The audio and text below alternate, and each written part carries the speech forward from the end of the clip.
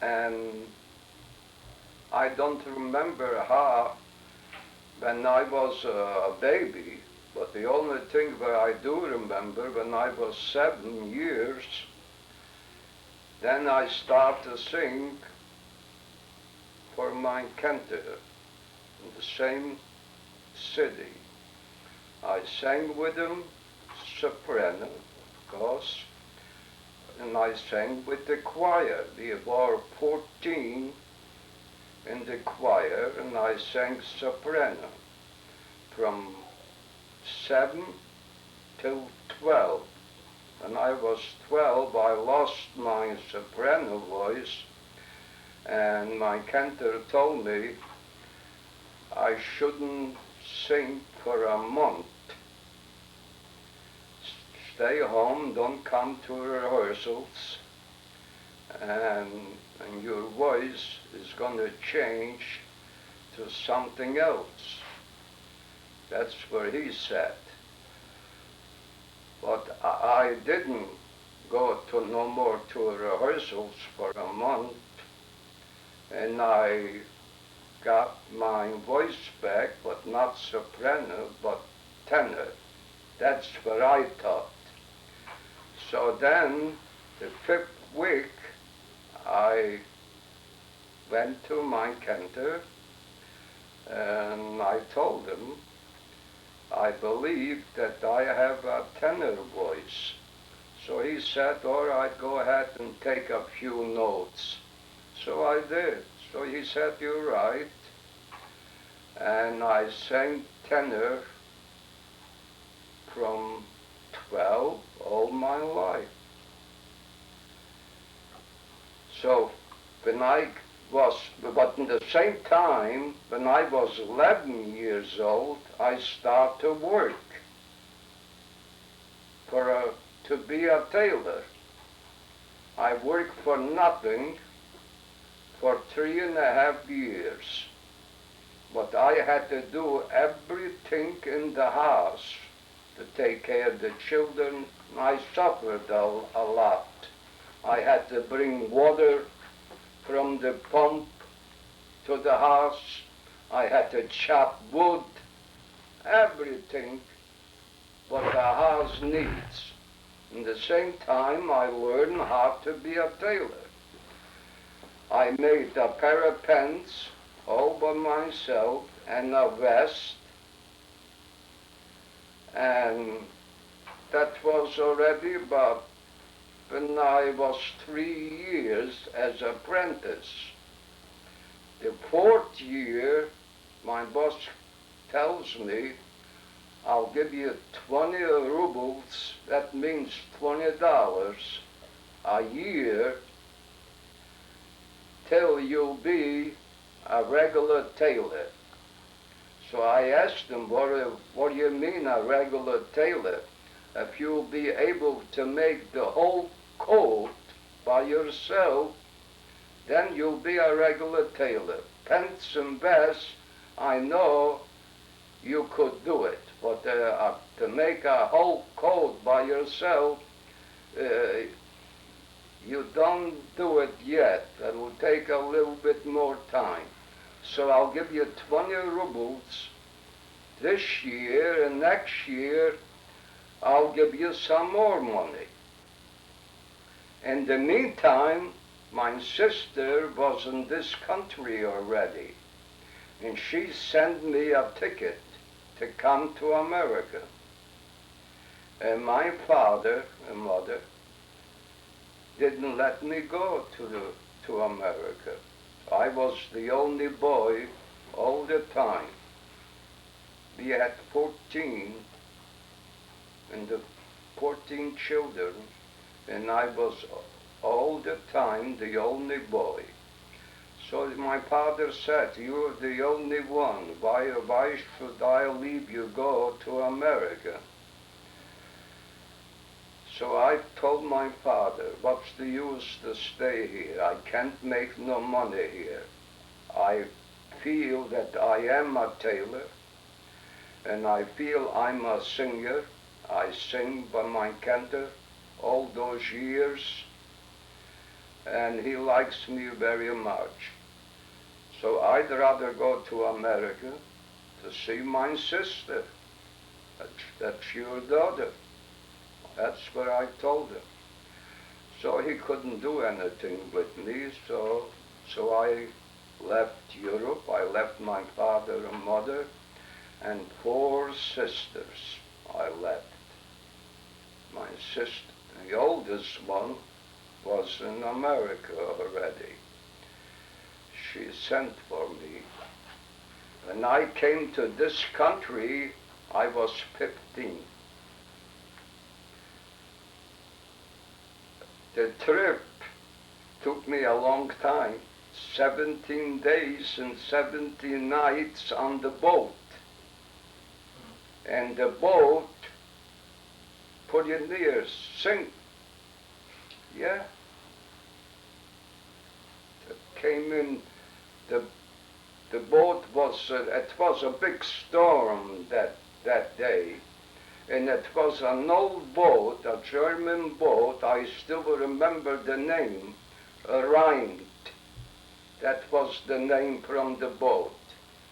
And the boat was shaking from here up to there, back and forth, and water came in from 2 sides to the boat. So we were ordered to put on the safety belts. See, we did put on the safety belts. I didn't know how to put it on, so somebody else did it for me. People start to yell and holler and cry. So anyhow, it didn't take long and they fixed the boat. And from one side the water came in, from the other side the water went out. They pumped out the water, but the water came in. But anyhow, that boat went so slow, it took us 17 days, 17 nights to come to New York, Ellis Island. On Ellis Island, was a lot of people went up from the boat. That must have been that time about 1,500 people on the boat. So we all went into Ellis Island and we were sitting on the floor. There was no chairs to sit down. On the floor, people were sleeping on the floor. Some people, they had to wait till everybody is questioned, if everybody is all right, to leave them in to America and stay here. Some of them didn't make it. Some of them, they went back. They had all kind of diseases, so they didn't let them in. I passed. They examined me, my head and the eyes, and then he asked me in German, "Hast du $50 to show?" I said I didn't have it, but I went fast to my pockets here to take out the money, but I didn't have. So he said very, very fast, "I believe you. You got the money all right, it's all right. You could go this way. You're all right." So we came to Cleveland. I'm going to skip a lot of things, what happened in Ellis Island. I came to Cleveland on 30th and Woodland. So I said to my uncle and aunt, my sister and her boyfriend, they all came to, to take me up from the train. And then we all went into the house, and I saw the street, 30th and Woodland, so I said to my uncle, "Is this American?" My hometown was much nicer, and this and in this year. So he said, all right, you wait a while, we'll take a walk tomorrow and you'll see. So the next day, we went out to Woodland around 255th Street. And I saw a lot of things on 55th and Woodland. And then I said, well, that's difference already. See, I believe that this is America, all right. So I couldn't speak English, and I didn't go to school. I got a job right the first week when I was in Cleveland.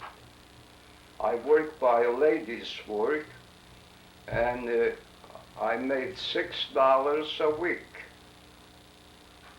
And I thought it's a lot of money. $6 a week, it's a lot of money.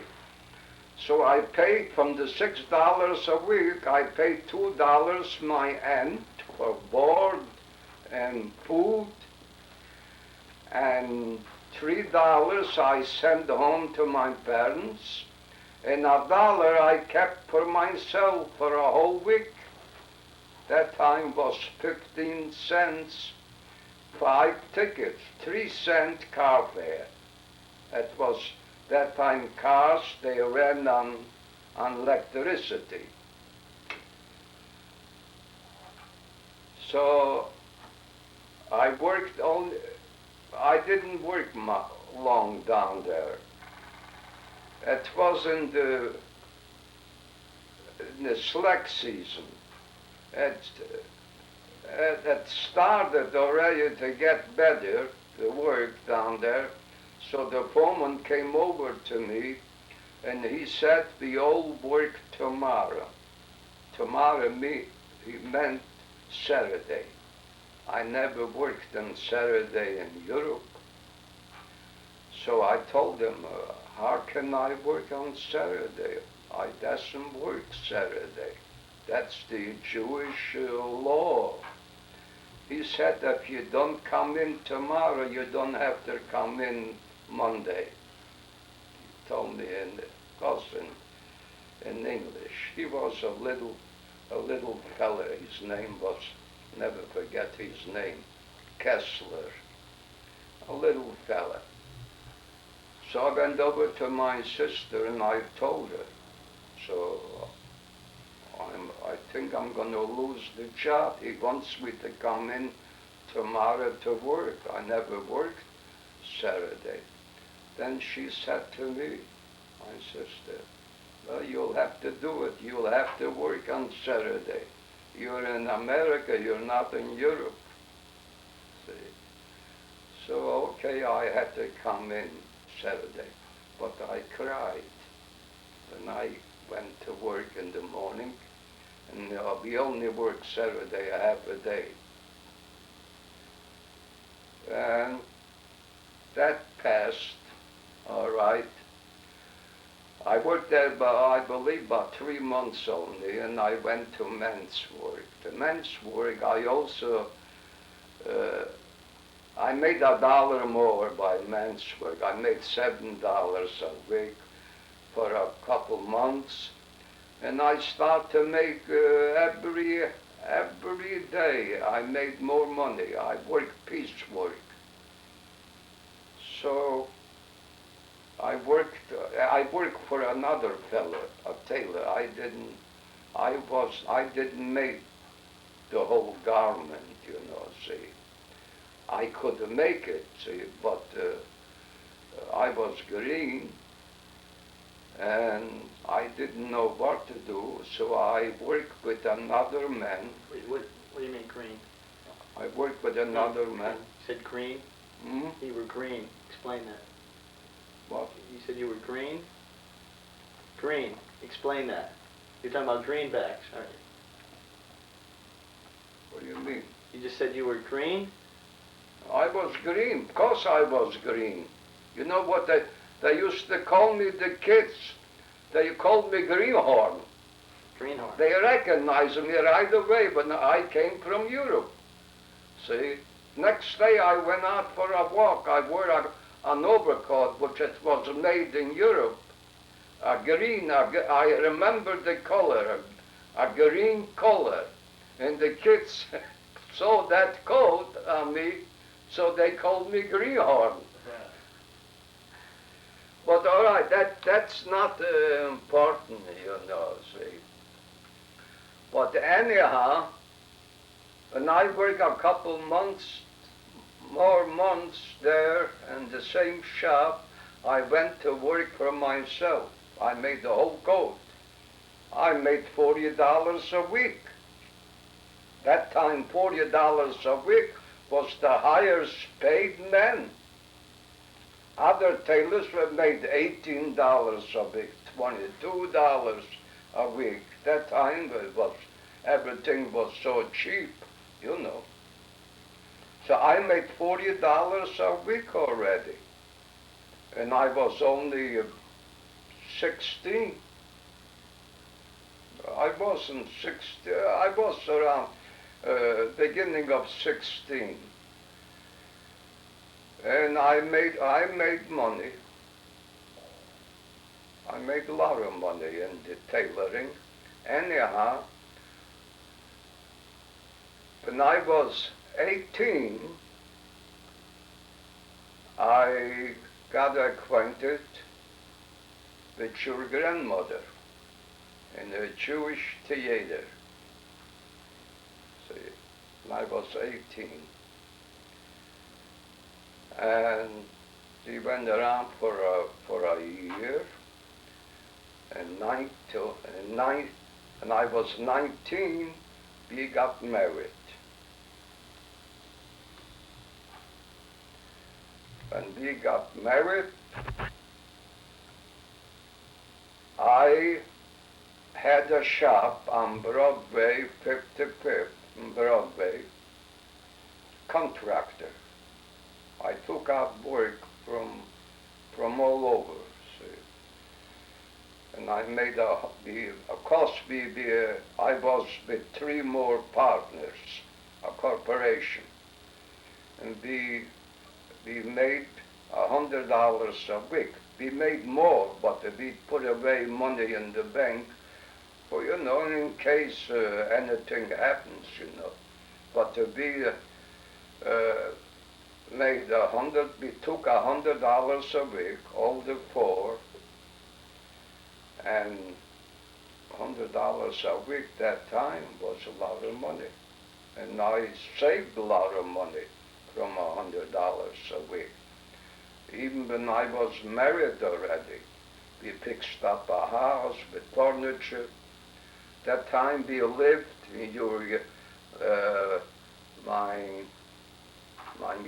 your grandmother's father bought a house on 46 in Scoville, and we lived in that house for a couple years.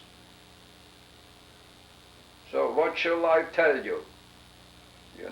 That we got children that time. Frida was the first one. Harry was the second one. The third one was also a boy. We lost him. Then came Gloria and Carol. You heard that, see. And that was how I spent my time in this country. No, I forgot something. That wasn't all. I was very active in Jewish organizations. I was a recording secretary. I was chairman of the meetings. I was singing on concerts. I gave myself concerts. The organization that I belonged, they decided to make a concert. They wanted to make a little money, So, okay, I said, all right, I'll sing. I sang Jewish songs. I didn't sing English. I sang Jewish songs, and I was very active. Then I went in courses. The first one was the Jewish Singing Society. I sang there for 3 years. I sang there. Only men, no women. We were about 60 men singing. From there I went to the Working Men's Circle course. I sang there only a year, that's all. And there was another course. They had over 100 singers, and I went in that course. I sang for 19 years in that course. Tenor. I was always the first tenor. But I had 2 more with me, good tenors also. And I sang solos in the course. I sang for 4,000 people once in the public auditorium, in the music hall. 4,000 people, every seat was taken. And we sang at the Masonic Temple on Euclid. We sang at the Severance Hall, with the Cleveland Orchestra is playing there. There is 3,000 people. The Masonic Temple had 3,500 seats. All the time that all the seats were taken. So we were popular at that time in Cleveland. The Jewish Course, that was the name of it. I sang a song on the radio when I was 26 years old. That called the letter. You know, you write home a letter, the letter, we called it in Jewish, is the Spribele. And I sang that song over the air. So I got so popular wherever I walked, you know. Nash, you did a good job. So they all liked it. And when we had concert twice a year, spring concert, fall concert and spring concert. The spring concert was on big basis. You know, a lot of people, you know. We had to sing in a big hall, you know. Like Severance, Masonic Temple. And to every concert, when we sang already, they all start to holler and yell, "Das Spribele, Nash, das Spribele." And you think I wasn't on the program to sing that. They all wanted to hear Das Spribele. See, and I had to sing it. That's how I sang for so many people. Do you remember it? Oh, sure I remember. Want to sing a line? Oh, that song I'll never forget. Sing a line. That's gonna take, huh? Sure. I wouldn't sing the whole thing, just no, we gotta go. Ich tu dir abrivella schreiben und schreib ich dir, Mama, von mein Gesund. Und hat man mir abgenommen und auf meine Augen bin ich Mammenju blind. Now you see, That song has to do with a soldier in the First World War. A Jewish soldier was wounded, they took him off an arm, and he also got blind. See, and he writes home a letter to his mother. And how would you, this I didn't sing like I'm singing now. I sang it better at the radio. You know, louder, a couple notes higher. I can, very low, I don't sing right. When I sing high, then I sing like a tenor, you know, yet.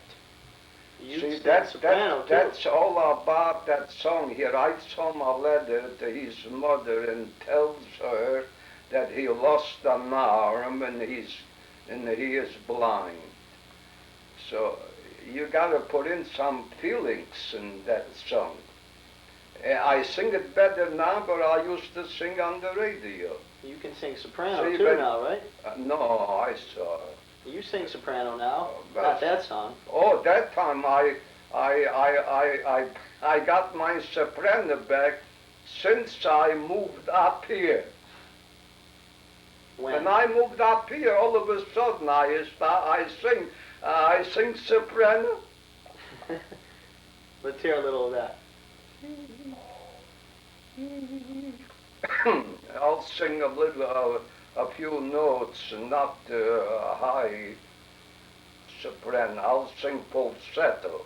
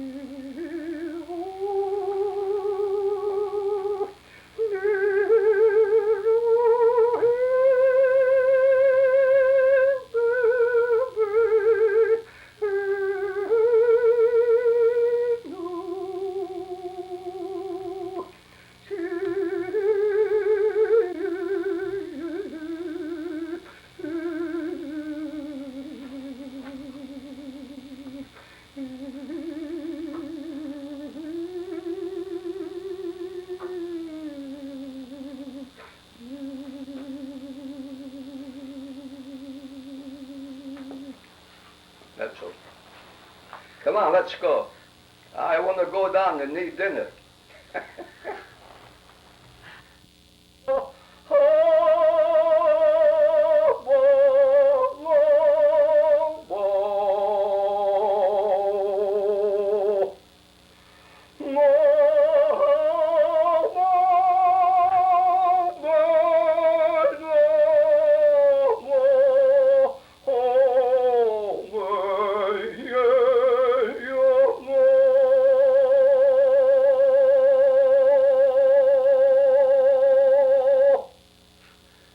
That's still loud.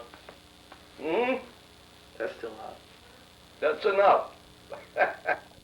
You know, when the kids were small,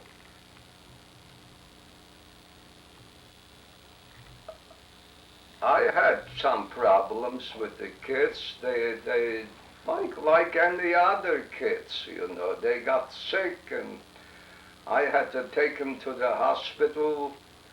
One I took to the hospital for 2 weeks in the hospital, so I took the one out and the other one I brought in. All four were sick. And I forgot, you know, well, we lost one and he was 18 months old. He died. But so we remained with four. The four were sick. They had scarlet fever. They had chicken pox and whatnot. So anyhow, they start to grow up, got a little bit older. So we were all right, you know. See, I can't complain of anything. I worked, I made money, But when the First World War broke out, it was in 1917, I believe, the First World War broke out. I made money up till 1921. 1921, Harry was born in 1921. It got so bad that time that we couldn't get no work. So that I suffered for a few years. I believe till 1924. I got a job. Jobs, when it was work, I didn't have no problem to get a job. When I went down from one shop, I went into the other shop and I sit down and work right away. And I made good wages even that time when I worked for someone else. I made good wages. And 1926, I believe, it start to change in 1926 already. But I worked not much. I worked about 4 days a week. In 1929, the stock market crashed, and at that time was very bad. See, that time you couldn't get a job, even if you work for nothing. See, there was no work. There was no clothing to be made. See, so we couldn't do anything. That was in 1930. 31 and 32 was bad. But 1933, the government, that was a WPA that time, to give the people work. The WPA paid $18 a week. I work at the WPA digging. They gave me a shovel and dig. Do you think I used the shovel? I stayed a whole day outside with the shovel in my hand, and I didn't dig, you know. What the hell, $18 a week? It was cold, too, in wintertime. So I didn't do nothing. The supervisor, I sang down there outside. I sang, you know. The supervisor, he heard me sing. So he called me, he knew it that I'm a tailor. Oh, the singing tailor, you know. I kept my shovel in my hand. He knew that I don't do anything, but he didn't say anything. He was an Italian feller. He was very good, very good. I worked only a few months. See, then when the government, WPA, start to organize a clothing factory in Cleveland. So I was picked as foreman to show people how to work, you know. Not all of them knew how to work on a garment. I didn't have much problems to teach them. But I made $45 a week on the WPA, on the clothing shop. But it didn't last long. It lasted only a year. The government gave up. So I made myself in the shop 3 suits. I made a suit for Harry. He never wore that suit. It didn't fit him. I didn't cut it, I just made it, see. It wasn't my fault. And after that shop closed up, oh, I got jobs plenty, see.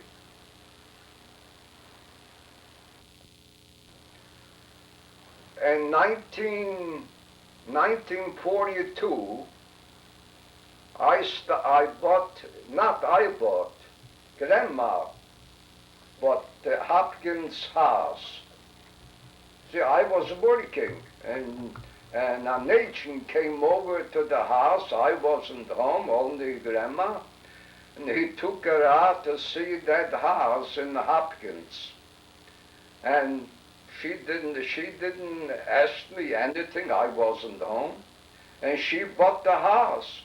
He only paid down $1,000, and I didn't have $1,000. I only had $500 in the bank. See, so I borrowed from the union, $200 a loan, and from friends I took 25, 50, 100. I made the $500, and I went to the bank and I paid the 500. So I had $1,000 for a down payment. We bought the house. I had the house only 2 months. The same agent comes over and he says to me, Nash, I have a four-suiter on Kinsman, 140th. I told him, I forgot his name already. I told him, now listen, we just bought the house and I didn't have the money to buy even this house. How do you expect me to pay in $1,000? I haven't got it. So he says to me, I'll give you $200 cash.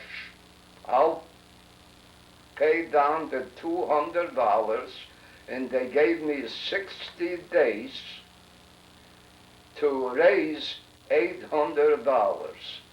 You think I didn't made it? I made it. I bought the four-suiter. I only had the four-suiter for 6 months, and I sold it. I made $1,500 besides the rent what I collected. From there, that time I had a little money already. I had the Hopkins house, the upstairs, paid on the mortgage.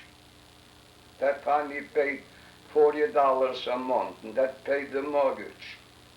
That didn't cost me any rent.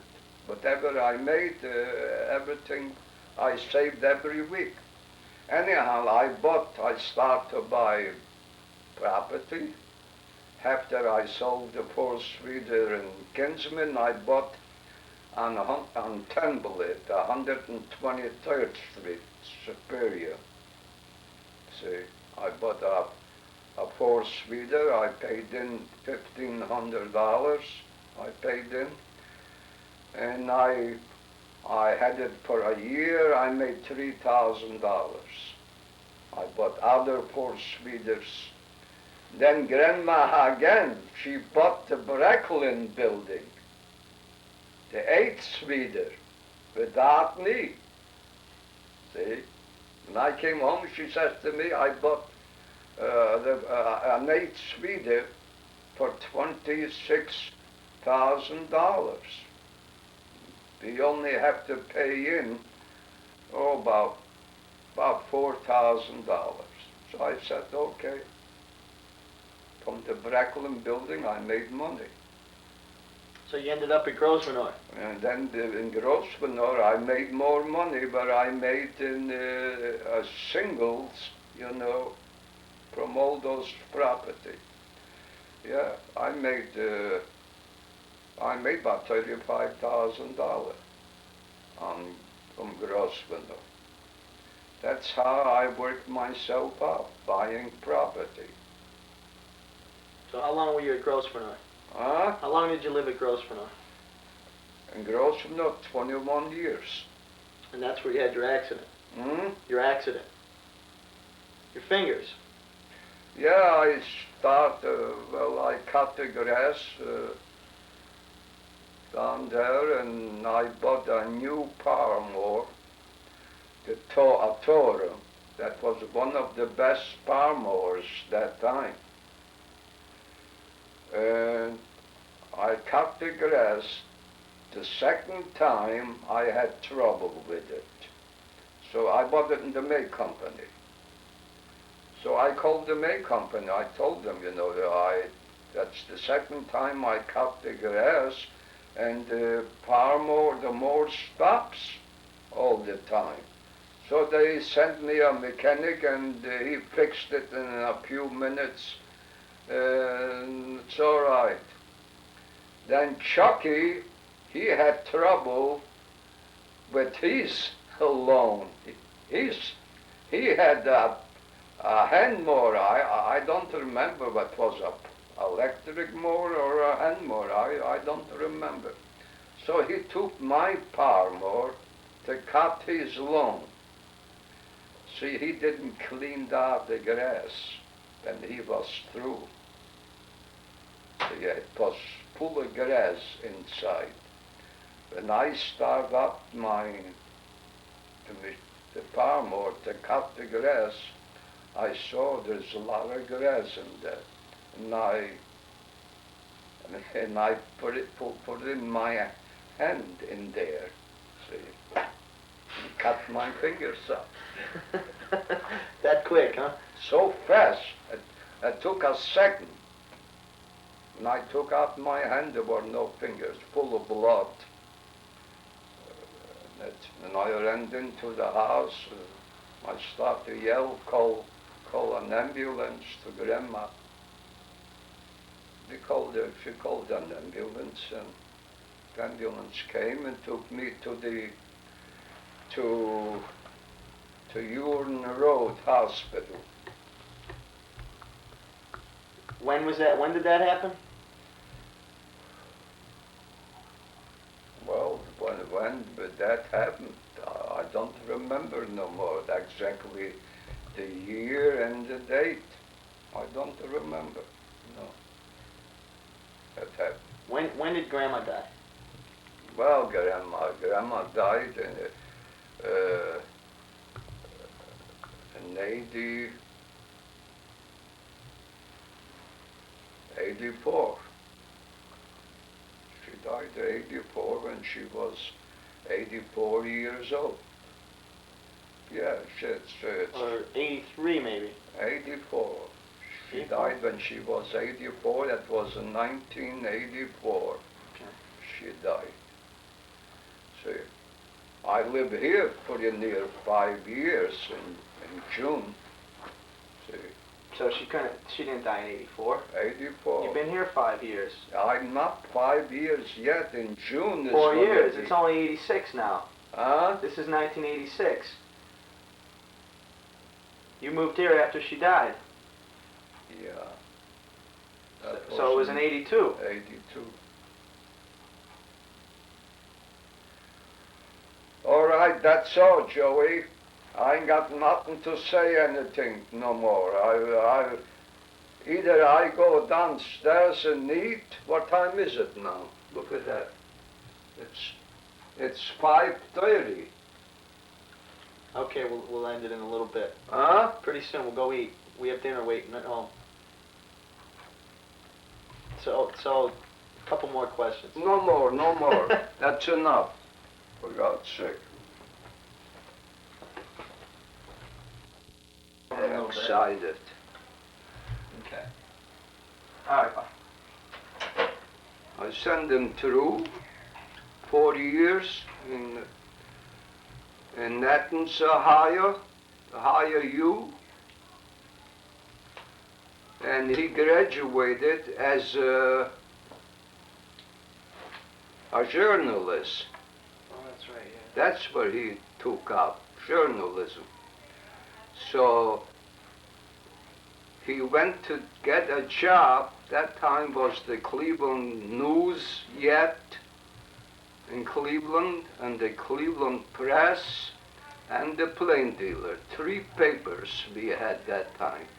And they all 3 offered him $40 a week. Spending 4 years in college as a journalist. So he said he wouldn't he'll try to look for a job. So he got a job in a paper, not in Cleveland, like an advertising paper. A lot of advertising in that paper. He worked at that paper maybe about 7, 8 months, and he made $65 a week in that paper. From that paper, he went to the American Greeting. He worked for the American Greeting as I always forget that name. As how do you call that? But he worked in the office, but he didn't, as oh, for goodness sake, I don't remember that. But all right, he worked for the American Public Greeting. relations, you're talking. Public relations. So his boss, never gave him credit what he did on that job as a public relation man. See, he didn't like it. Dad didn't like that.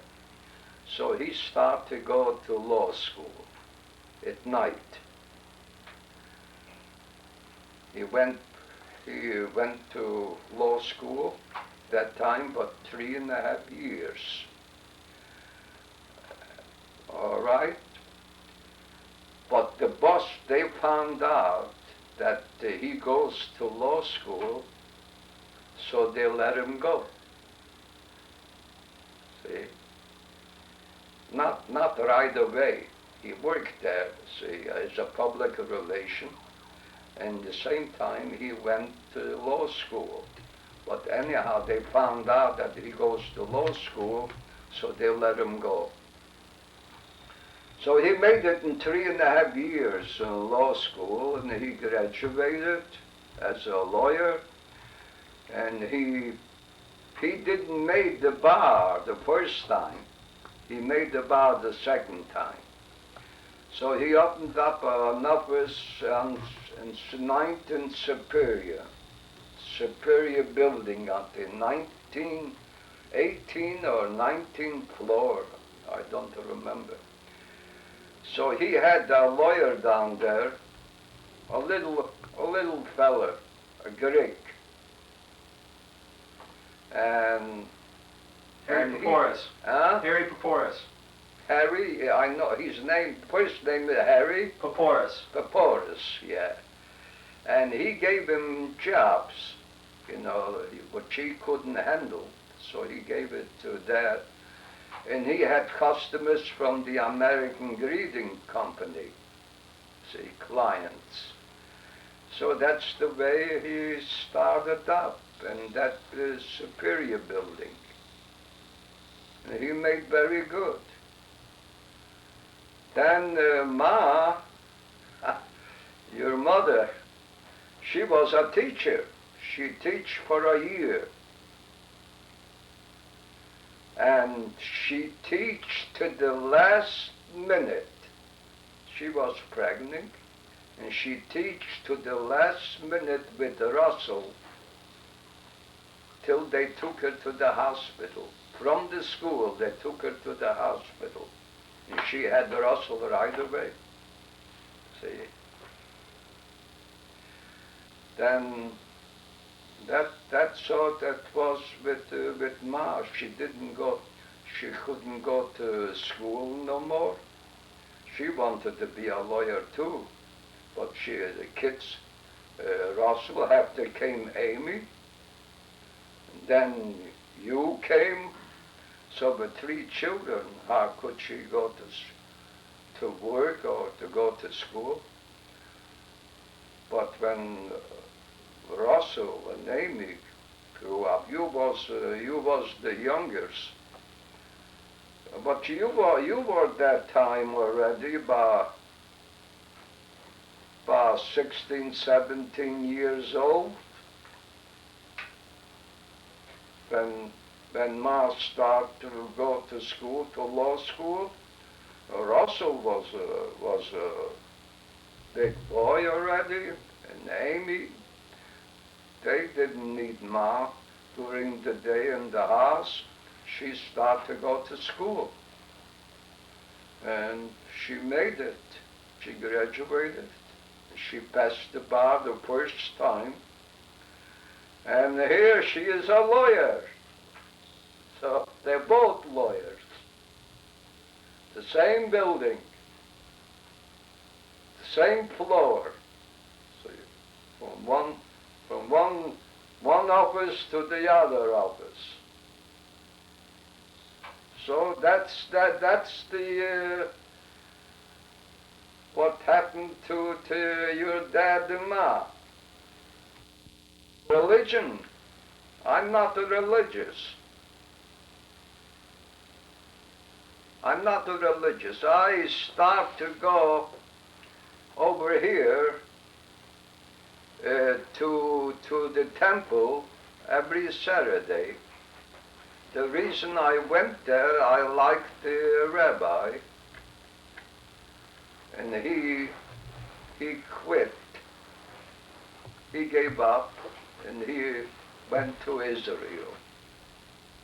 So they got a new rabbi. It took a long time till they got him from Harrisburg, Pennsylvania. But to me, he's not a rabbi. He's a teacher. Your dad was a rabbi, right? In Hebrew. Your dad was a rabbi, right? Your father was a rabbi. My father was a rabbi too. That's where he teached. He teached in daytime and he teached in the evening with grown-up people. They couldn't read, they couldn't write, Jewish. See?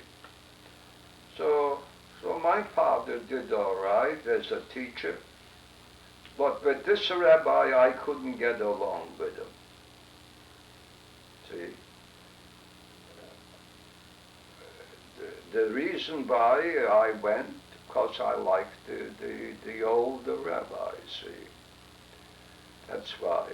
But as soon as he left with the new one, I was only there a couple months, that's all. The reason why I had a big argument with him.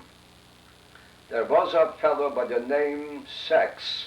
He lives up at Taylor. And he used to perform also in that temple every Saturday, the service.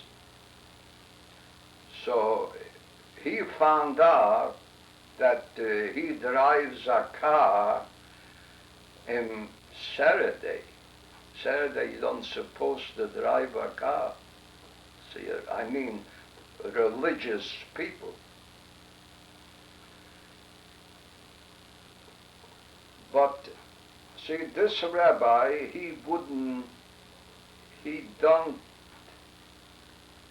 have any reasons for people, see. He found out that he drives a car on Saturday, so one Saturday he went over to him and he said, I want to talk to you. So all right. What did he talk to him? I don't want you to perform the service in Shabbos because you are not a Shomrei Shabbos. You drive on Saturday, so you cannot perform the service. So he said, all right. He took me every Saturday to Corking Lenny, Mr. Sachs. So he told me in the car what happened. And I heard that, and he said to me, I'm through. I'm through with this temple. I'm not coming here no more. I didn't want to believe him that he wouldn't come no more. Anyhow, when he told me the next Saturday, I went there to find out if he's there or not. See, I went that same Saturday, and he wasn't there. So I said no more. So did you used to be more religious than you are now? Huh? Did you used to be more? No, it isn't a question I was religious. First of all, I liked the rabbi.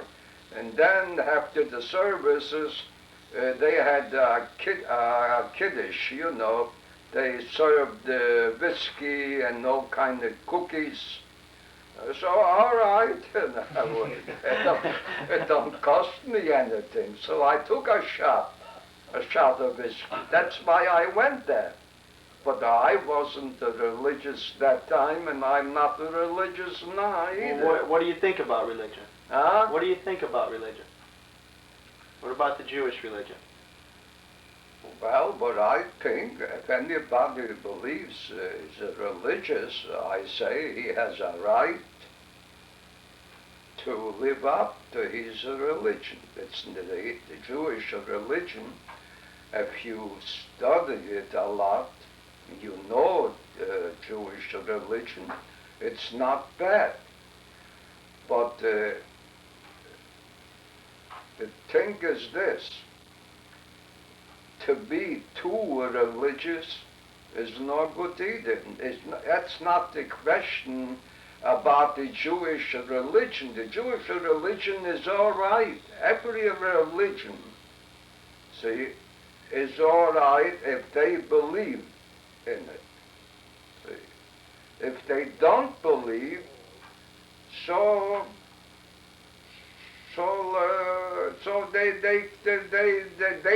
they don't say that the religion is no good, but they stop going.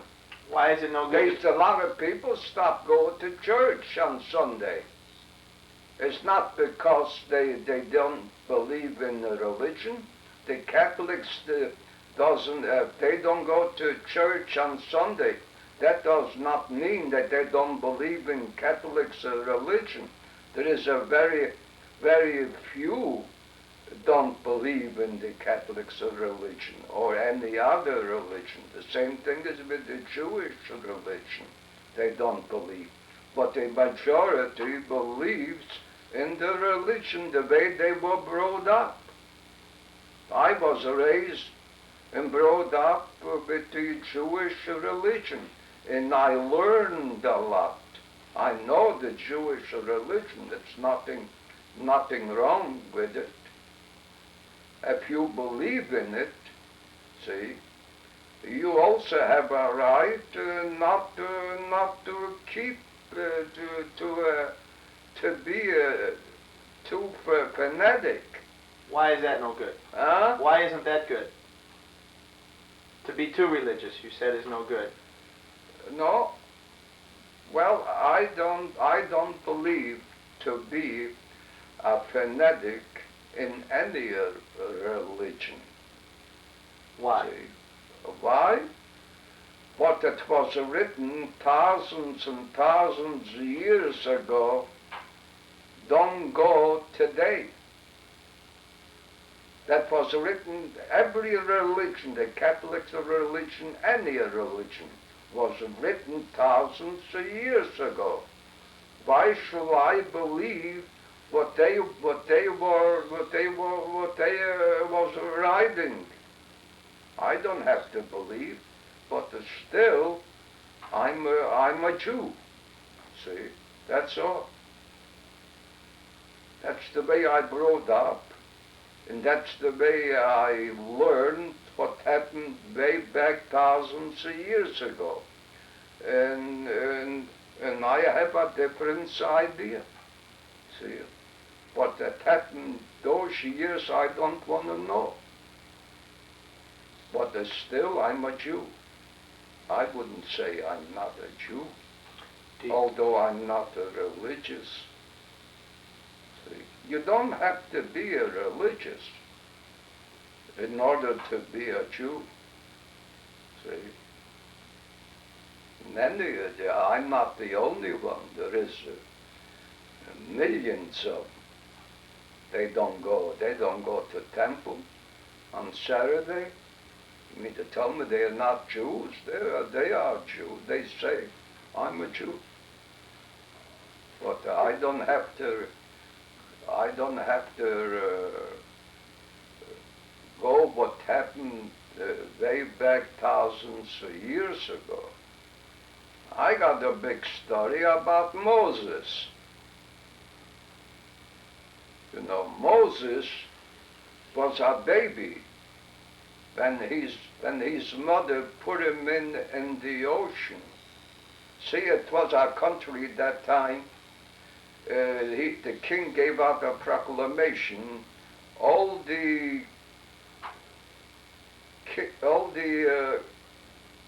children, boys, when they are born, they should be killed. Girls, all right, they should live. But all the boys, when they are born, they should be killed. That's what the king wanted.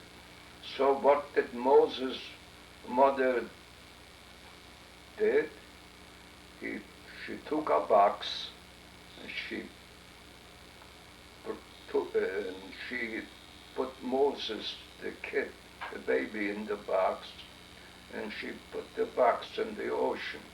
And that box swam to Egypt. And the princess from Egypt saw, she went bathing, you know, there, and she saw a box in the ocean. So she went down there and took the box out. She opened the box on the soil already, and she saw a little beautiful baby. And she took the baby home. See, she didn't know who the baby is and what's his name, nothing. A little baby boy. And she took him in the palace, the princess. See. And they all loved him. The king loved him. In the meantime, the king had he had a son, legally a son. Moses, they named him Moses. Egypt named him Moses, not the Hebrews. See, he was a little baby, you know. They named him, his name should be Moses. At the same time, the king had a son, and Moses, with his stepson, never got along. See. And one time, I'll go further. See, the king wanted Moses. Moses was already a grown-up man already. See, he didn't know what the hell he is, Jewish or Egyptian. He didn't know. See, the only time when he found out that he is a Hebrew. Now you see, the king wanted Moses to build a city. To build a city. So the city should be named Goshen. Goshen. That's I don't know what kind of name this Goshen is. I'll name a city. And he built a city. See, with the slaves. With all the Jewish slaves, he built a city for the king. And the king was so happy and surprised that Moses built a city to find out if he's a Jew, a Hebrew, then they built a wall around the city, and they forgot that they left a space open. They left a little space open in the wall, and the mother came to Egypt. She found out that Moses is in Egypt, but she couldn't come in, around the wall, see. So she had a babushka on her head. She took the babushka and she put it in there, through that space. Moses saw a fight. Two men on Egypt with the Hebrew were fighting, and he killed the Hebrew and he threw them in the river, see. Moses saw that. He went over to the wall and he saw a babushka, and the babushka was written Hebrew initials. That's how he found out that he is a Hebrew. And the one what killed a Hebrew, then he fought with him and he killed him, Moses. Then that's why he found out that he's a Hebrew, and put it in the stepbrother told the king that Moses is a Hebrew. See, just he saw that he killed an Egypt. See, he is a Hebrew.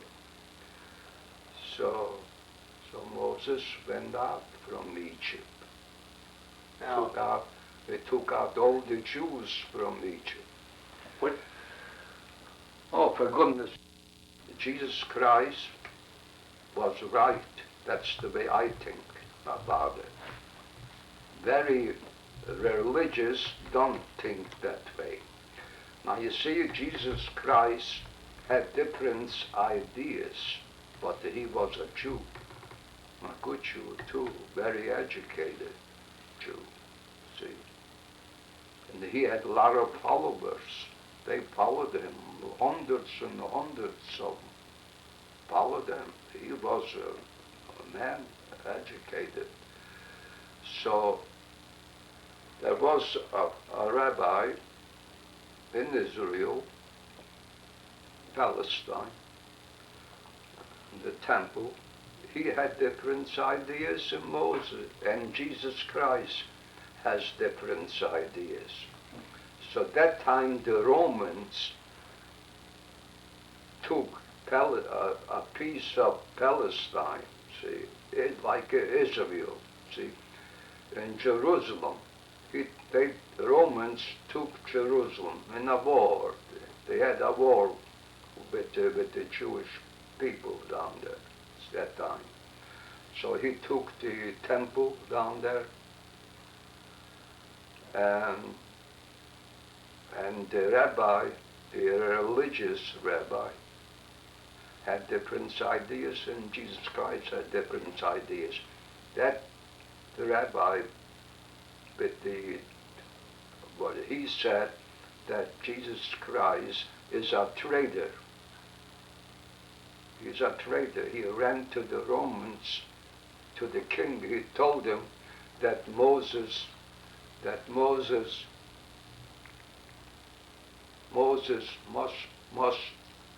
must be killed. He must be killed. Why should we kill him? He's a Jew like you are. Why don't you kill him? See? And that's the way, that's how it was. See, that was the fault from one rabbi. I believe in that. See, anybody could have a different opinion about anything. See, that's why I say Jesus wasn't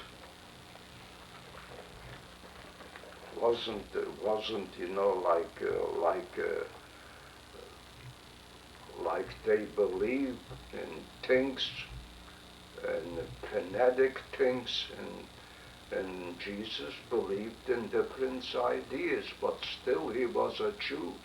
See, that's how Jesus Christ was hung on a cross. Do you believe in heaven? Huh? Do you believe in heaven? I don't believe in that. There is a heaven. I know there is a hell, all right, but the real religious people, they say when you die, your soul goes up to heaven. That's ridiculous. Everything is dead when somebody dies. How could a soul go up at heaven? See? That's ridiculous. No, I don't believe in that. So what's going to happen to you when you die? Huh? What's going to happen to you when you die? They put me in a grave, you know. That's all. And then what? Then what? What the hell do I know? What? Then what? I'll be dead. So that in a year or two, that there won't be nothing of me no more. What the hell is my other? So, remember last time I interviewed you, you said you're going to want to live to be 90? Well, I want to live. I'll be 90. I'm 88. I'll be 89 in March. So I'll be 89. Who knows what's going to be till 90? You know, you could never tell what's going to happen with me.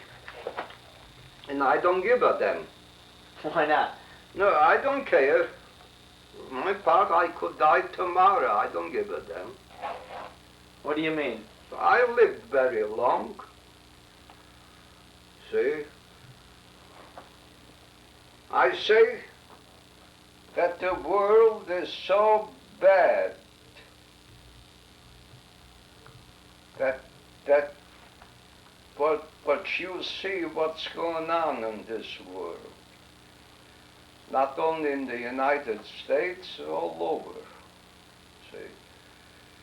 It's a lot of bribery, a lot of graft, killing, hijacking, rapes, and whatnot. And you see, when you take a look at those things, you hear those things, you don't feel like to live anymore. You don't want to live in a world like this. You see people sleeping in the streets. They haven't got no home. Poor people. I saw that in New York. Didn't be so on the sidewalks. People sleep there in Manhattan, a fancy street, Manhattan. There's the Rockefeller Center down there, Radio City. And people are out on the sidewalks, sleeping. And you see that all over. I just heard it yesterday in the South. Oh, I forgot that name, that city. You know, people are terrible. People don't get relief, no food stamps, and the people are dying from hunger. See, you call that a world? Why should that be? In order to help those people out. So what do they do with the money? They spend the money for airplanes, all kind of airplanes, and for a war. Do we need wars? We were through 2 wars. World first one and the second one. Who needs a war? Who needs it? The big men. The big corporations are making money. They got to produce more airplanes, more ships, and whatnot, more ammunition. See, for that there is money. But to help out poor people, there is no money. You call that a life? All right, I'll ask you one last question.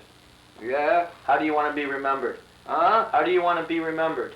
How I want to be remembered? Well, the only thing I do want, see, that's the way I was raised, and that's the way I was brought up. If I die, I want my children to remember me every year to light a candle. That's all. I wasn't a bad father, still is. See, I loved them, I always did. I suffered with them, and I have grandchildren. I love them all. Great-grandchildren, I love them. I do anything for them, which I did as much as I could. I helped them out. The 3 children, they didn't have a nickel. I gave each one $2,000 to buy for a down payment. Each one. Only your father didn't want to take no money of me. See, I wanted to give him. I argued with him. Here, I give everybody $2,000. I'll give you 2. Take it. No. Gene's got money. And Gene did have $7,000, I believe. That's what they paid in for the first house and what's the name of that street? Carl Drive. Huh? Carl Drive. Carl Drive, yeah, that was the first house. So he told me, I don't need your money. So, all right, you want to give me $2,000, buy me screens for the windows. So I bought, all right, what could I do with them? He wouldn't take the money, so I bought him screens for the windows. Only cost me at that time about $350 or $400, I don't remember. $350 for sure. Come on, he starts to cry already, come on. I could talk, a whole year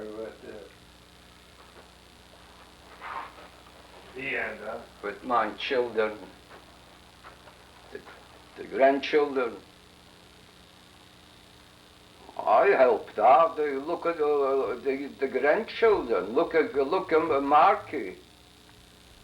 Marky bought the first house. He didn't have the goddamn nickel. Took from me. Grandma was alive yet. I gave him $4,000. I gave him. When Grandma would know, she didn't know.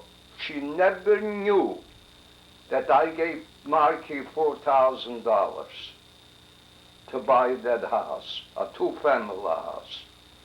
Of course, he paid me back $3,000. See, he paid me back 3. When it came to the last 1,000, I said, Mark, you paid me back $3,000. All right, that's enough. That's all. So where's my 1,000? Huh? I'm kidding. That's all. Only Marky. Who else from the grandchildren?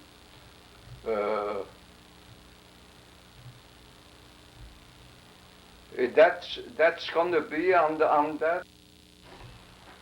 Why is that? Huh? Why is that? Well, you wouldn't have to pay no rent.